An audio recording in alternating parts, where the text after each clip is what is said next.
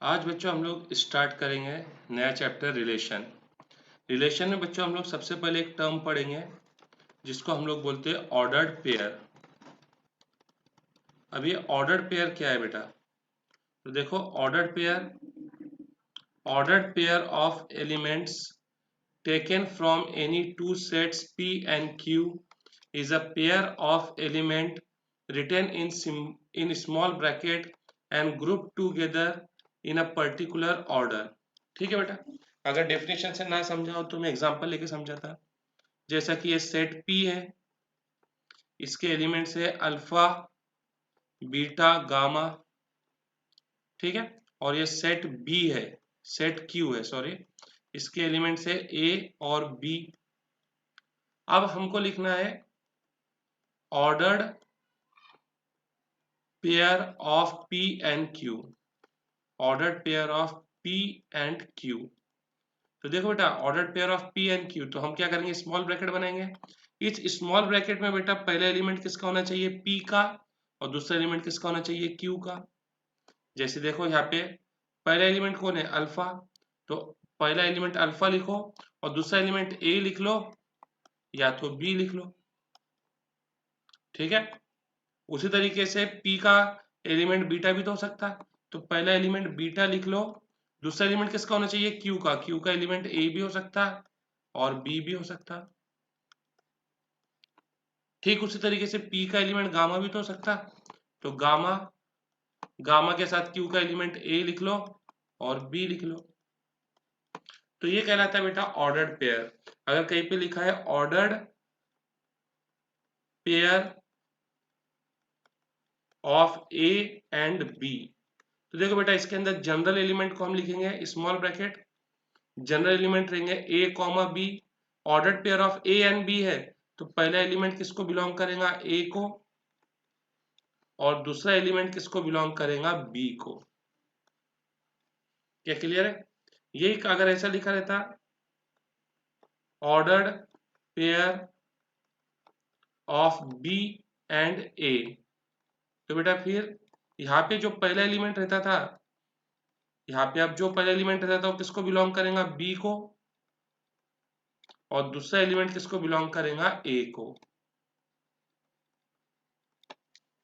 क्या ordered pair समझ में आया? तो बेटा ऑर्डर्ड पेयर दो सेट्स के बीच में निकाला जाता है, जिसमें पहला एलिमेंट एक पर्टिकुलर सेट करेगा और दूसरा एलिमेंट दूसरे सेट करेगा।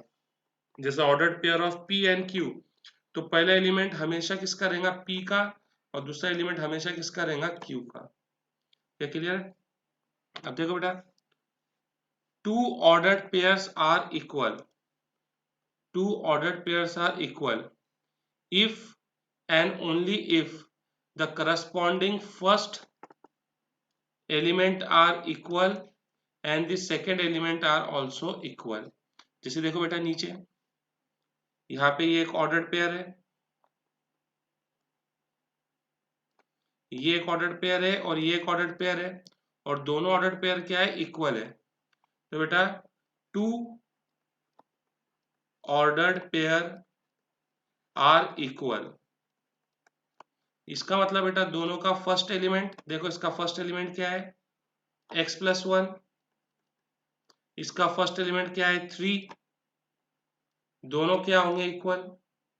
साथ ही साथ में दोनों का दूसरा एलिमेंट, इसका दूसरा एलिमेंट क्या है, y-2, और इसका दूसरा एलिमेंट क्या है, 1, ये भी क्या होंगे, इक्वल होंगे।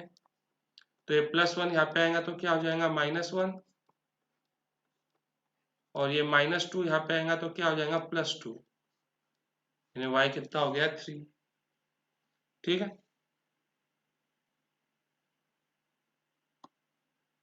अब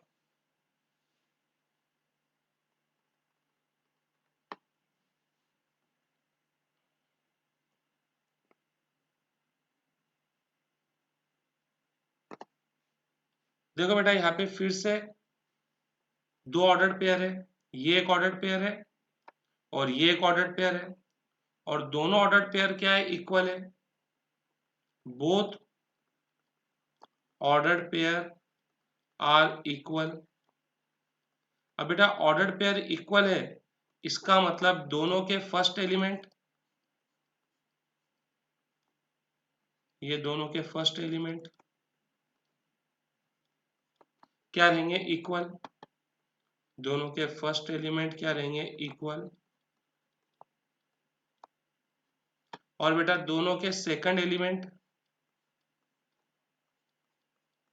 ये भी क्या रहेंगे, equal. y minus 2/3 equal 1/3।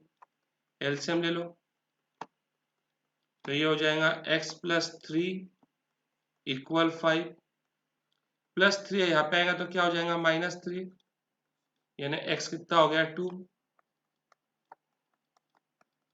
Same यहाँ पे 3y माइनस 2 इक्वल 1 -2 यहाँ पे आएगा तो क्या हो जाएगा, +2। 1 + 2 कितना हो गया, 3। 3/3 कितना हो जाएगा, 1। ठीक है बेटा, ये है ऑर्डर्ड पेयर।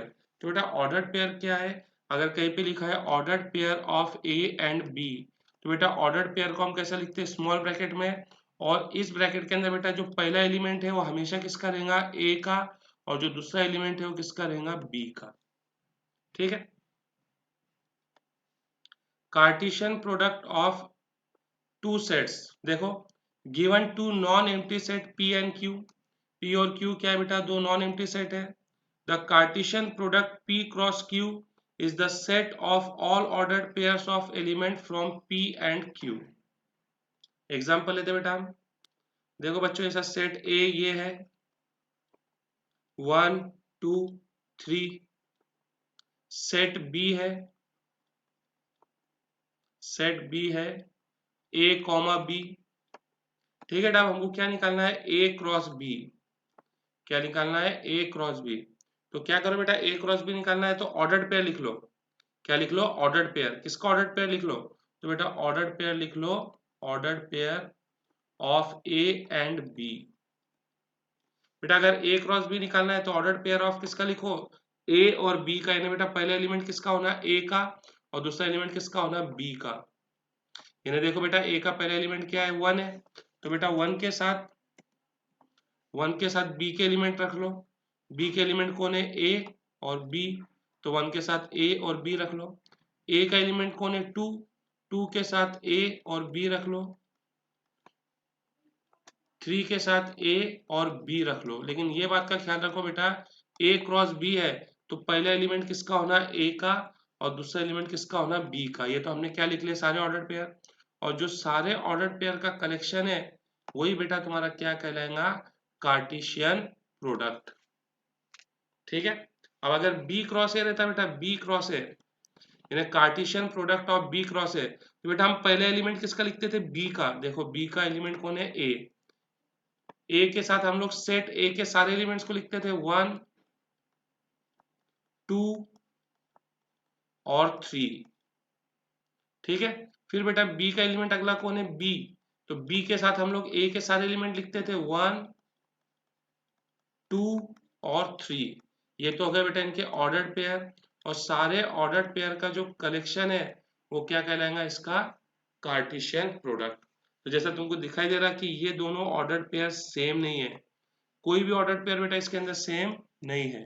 देखो भले ही एलिमेंट सेम है लेकिन ऑर्डर्ड पेयर सेम नहीं है, क्योंकि ऑर्डर्ड पेयर सेम होने के लिए पहला एलिमेंट सेम होना चाहिए और साथ ही साथ दूसरा एलिमेंट भी सेम होना चाहिए। तो बेटा ये ऑर्डर्ड पेयर सेम नहीं है, तो हम लोग बोल सकते हैं कि therefore Cartesian product of A cross B is not equal to Cartesian product of B cross A. क्या बेटा क्लियर है? ठीक है बेटा, अब देखो अगला,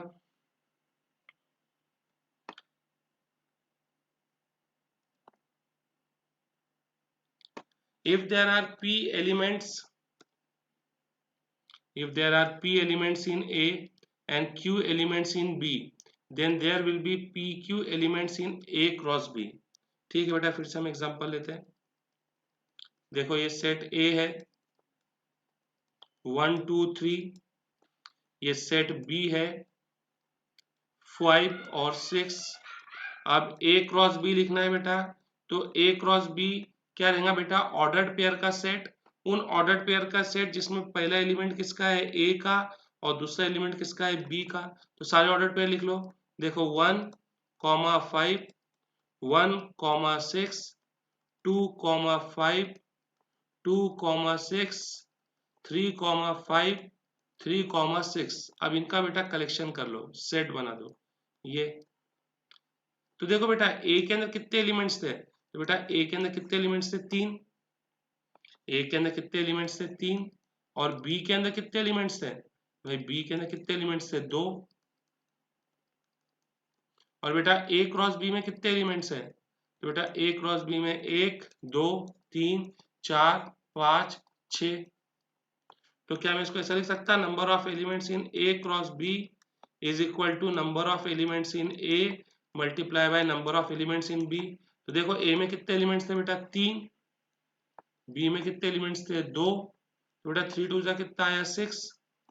और ये बात बिल्कुल सही है। तो अगर तुमको अगर कोई पूछता कि P क्रॉस Q में कितने एलिमेंट्स है, तो तुम बोलेंगे number of elements in P multiply by number of elements in Q। क्या क्लियर है बेटा? अच्छा, अब ये प्रॉपर्टी को इस्तेमाल करते हैं हम ऊपर। देखो, इफ P आइदर और Q is the null set. चलो P और Q में से कोई भी एक को क्या मान लेते हैं, नल सेट मान लेते हैं हम लोग। नल सेट, ये देखो हमने एक को नल सेट मान लिया। अब बेटा बताओ P में कितने एलिमेंट्स है, तो बेटा P में 3 एलिमेंट्स है। Q में कितने एलिमेंट्स है, 0। तो बताओ P क्रॉस Q में कितने एलिमेंट्स रहेंगे, अभी हमने पढ़े कि number of elements in P cross Q is equal to number of elements in P multiply by number of elements in Q। ठीक है, तो बेटा P के अंदर कितने एलिमेंट्स है, 3। Q के अंदर कितने एलिमेंट्स है, 0। यानी P क्रॉस Q के अंदर कोई एलिमेंट नहीं है। इसका मतलब P क्रॉस Q क्या है बेटा, एम्प्टी सेट है।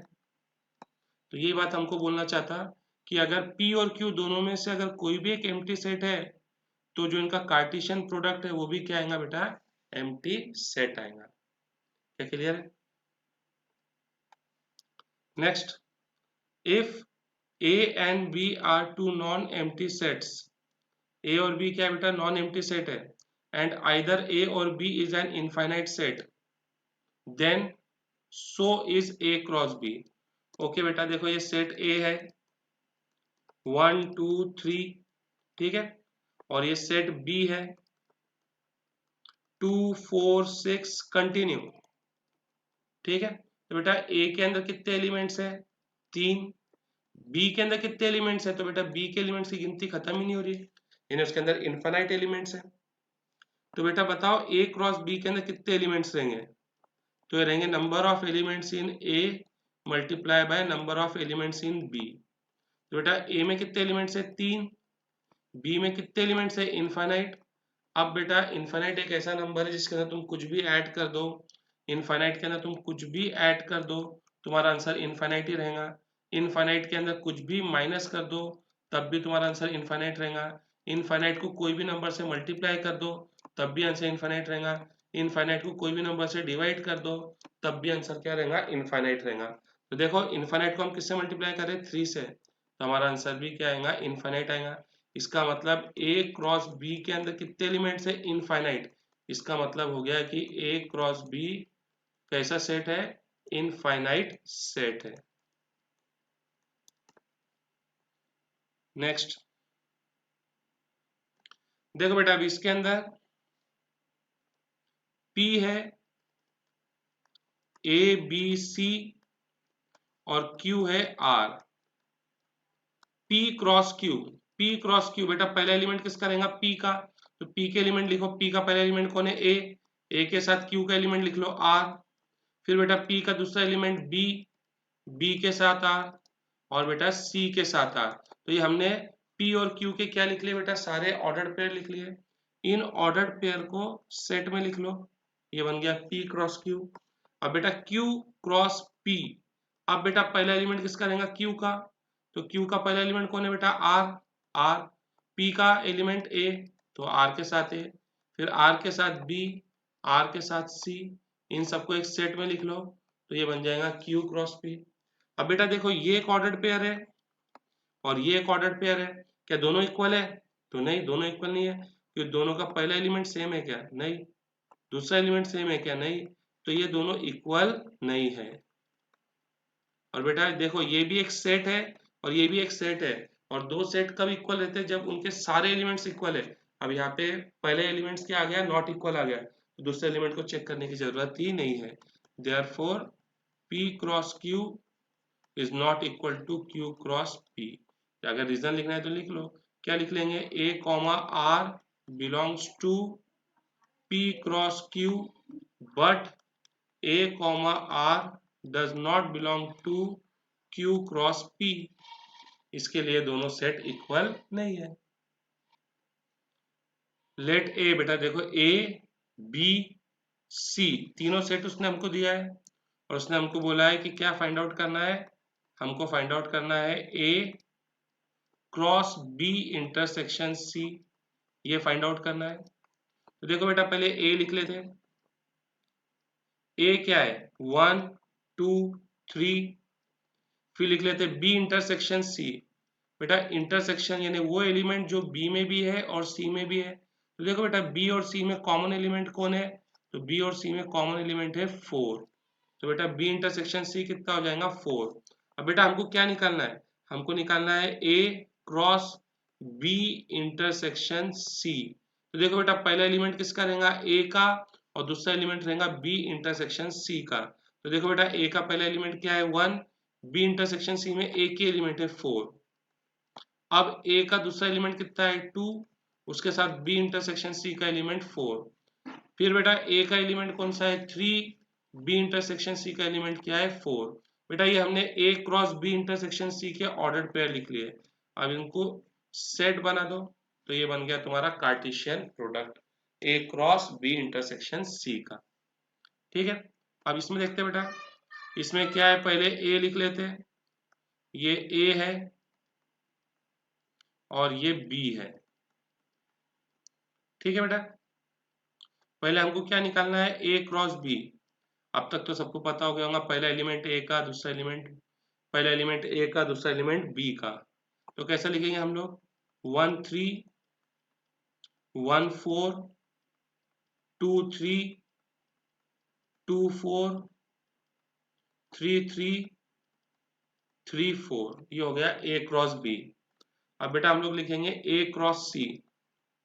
A क्रॉस C कैसे लिखेंगे? तो पहला एलिमेंट किसका रहेगा? A का, दूसरा एलिमेंट किसका रहेगा? C का। यानी A और C का क्या निकाल लो? Ordered pair. तो देखो बेटा A का पहला एलिमेंट कौन है? 1। उसके साथ C के सारे एलिमेंट्स को एक एक करके लिखो। 4 5 और 6। फिर बेटा A का दूसरा एलिमेंट कितना है? 2। तो अब इसके साथ C का एक एक एलिमेंट लिखो। 4 5 और 6। 3 का एक एक एलिमेंट लिखो।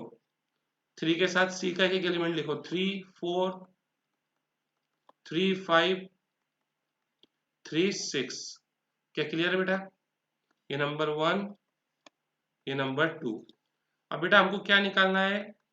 1 और 2 का इंटरसेक्शन, यानी वो चीज जो दोनों में क्या है बेटा? कॉमन है। तो देखो बेटा दोनों में कॉमन क्या है? 1 4 कॉमन है। इसके अलावा बेटा क्या कॉमन है? 2 4 कॉमन है। 2 4 कॉमन है। इसके अलावा और क्या कॉमन है? 3 4। तो बेटा इनका इंटरसेक्शन आएगा 1 4 2 4 3 4। क्या ठीक है?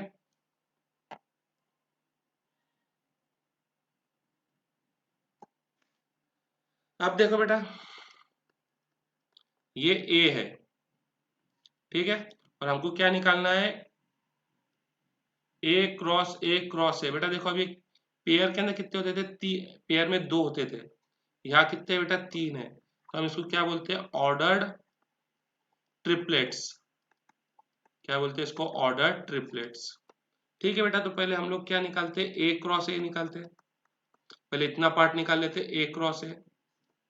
ठीक है, तो बेटा देखो A ये है, दूसरा A भी यही रहेगा। तो क्या करना है बेटा? बस पहले एलिमेंट A का, यानी ये -1 के साथ इसके एक एक एलिमेंट को रखो। -1 +1। फिर इस एलिमेंट के साथ वापस इस एलिमेंट को एक एक रखो, -1 और 1, ये बन गया A क्रॉस A। ठीक है बेटा, अब हमको क्या निकालना है, A cross A cross A। तो देखो बेटा ये A क्रॉस A को हम साथ में लिख लेते हैं। अब देखो हमने A क्रॉस A ऊपर निकाल चुके हैं, ये बेटा A क्रॉस है, ये देखो ये A क्रॉस A यहाँ लिख चुके हैं। अब ये A को हमने यहाँ लिख लिया है, -1 1। अभी भी हम वही काम करेंगे, पहले इसका एक एलिमेंट लिखेंगे, इसके एक एलिमेंट के साथ इसके एक एक एलिमेंट को लिखते जाएंगे। तो देखो बेटा इसका पहला एलिमेंट क्या है, -1 इसके साथ बेटा एक बार हम लोग लिखेंगे -1, अगली बार लिखेंगे +1। ठीक है, अब दूसरा एलिमेंट क्या है, -1 1, इसके साथ बेटा देखो इसका पहला एलिमेंट -1 और फिर बेटा +1। अब तीसरा एलिमेंट 1 -1, इसके साथ बेटा पहले लिखेंगे -1 और फिर अगली बार लिखेंगे +1। अब ये वाला एलिमेंट 1 1 के साथ पहले लिखेंगे -1 फिर लिखेंगे +1। अब ये तो सब हमने क्या लिख लिया, ऑर्डर्ड पेयर लिख लिए। अब इनको कॉमा से सेपरेट कर लो और क्या बना लो, सेट बना लो। ठीक है,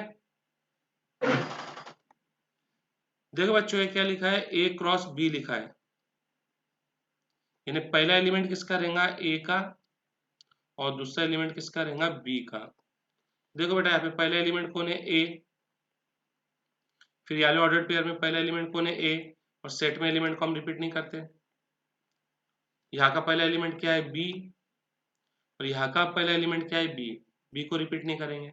ये आ गया बच्चों तुम्हारा सेट है। ठीक उसी तरीके से बेटा A क्रॉस B है, तो दूसरा एलिमेंट किसका रहेगा, B का।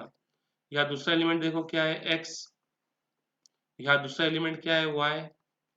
फिर देखो यहाँ ऑर्डर पेयर में कौन है, X ऑलरेडी लिख चुके हैं, रिपीट नहीं करेंगे। फिर यहाँ पे क्या है, Y को भी ऑलरेडी हम लोग लिख चुके हैं। तो ये है बच्चों सेट A और सेट B।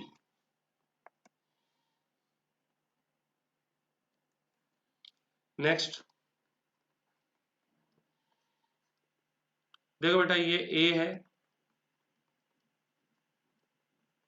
ये B है। अब हमको A क्रॉस B लिखना है, तो पहला एलिमेंट किसका रहेगा बेटा, A का।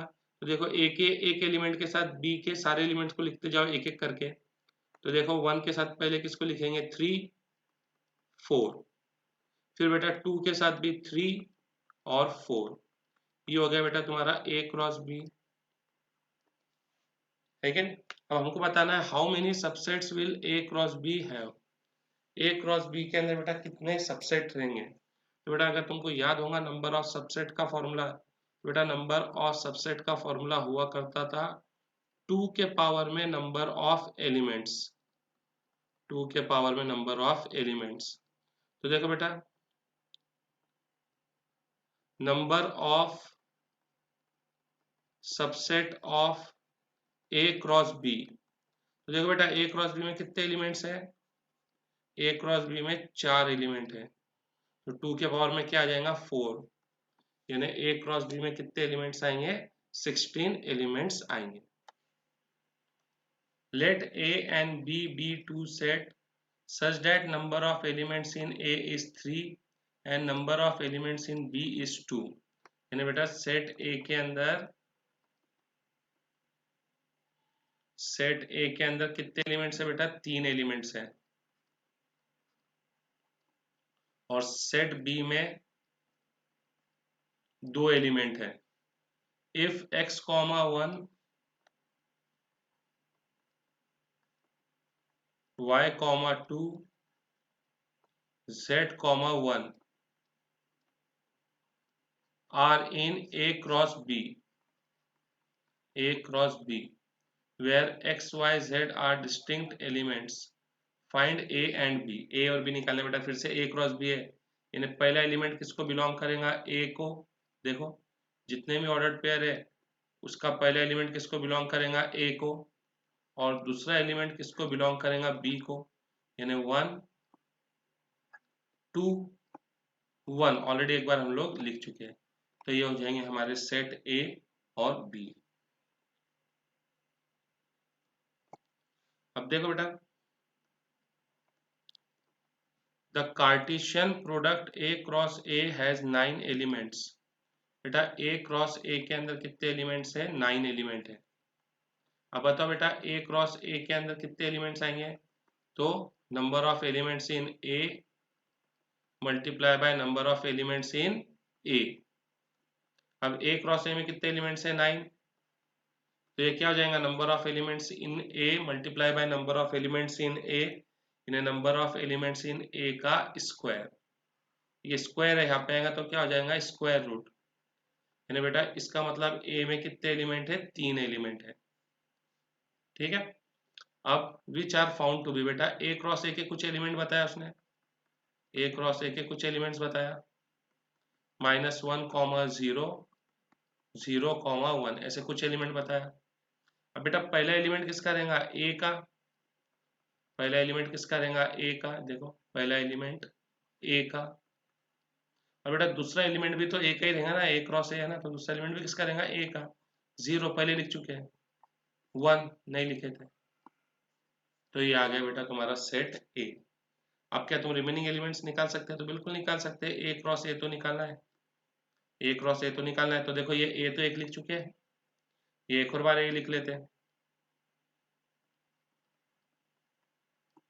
-1 के साथ, -1 के साथ बेटा क्या लिखेंगे? पहले -1, फिर क्या लिखेंगे? 0, फिर क्या लिखेंगे? +1, फिर 0 के साथ क्या लिखेंगे? -1, 0 के साथ 0, 0 के साथ +1, फिर 1 के साथ क्या लिखेंगे? -1, 1 के साथ 0 और 1 के साथ 1।